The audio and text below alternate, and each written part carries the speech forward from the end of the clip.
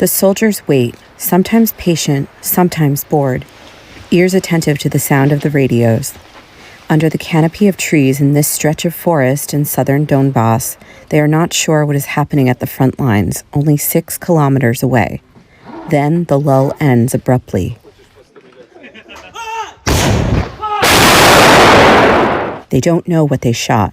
They have no idea if they hit the target or not. Here, they only get coordinates from the radio.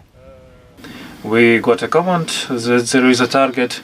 We just make one shot, and after that it was impossible to work because it was heavy snowfall.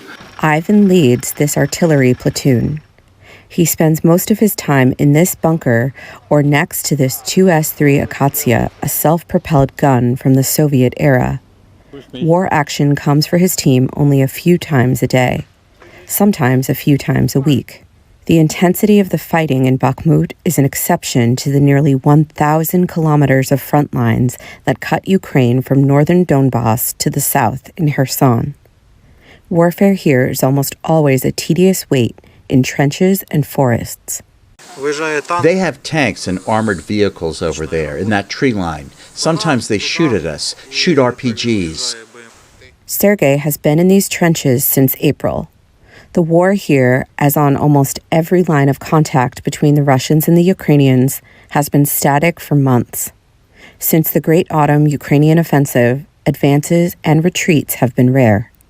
Here in this trench, the soldiers keep a sharp eye on the open and thoroughly mined field that separates them from the Russian soldiers. Now and then, they shoot each other.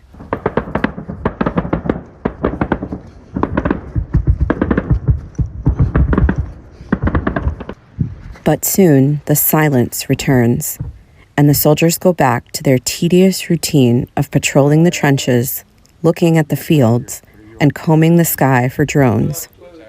Not far from there, Sasha and Alexei spend their days in this house, at the entrance to Velyka Novosilka, a small ghost town. They've been here long enough to think about what this war is about. The war is very different from what I imagined. People don't tell you everything. They hide the details. Even my stepfather didn't tell me everything. The day Sasha and Sergei spoke to VOA, they were digging a foxhole under the small house that had sheltered them for so long. They said it was a good way to keep themselves busy during the moments when the war is on hold. For Yan Boechat in the eastern Donbas region of Ukraine, Elizabeth Cherneff, VOA News.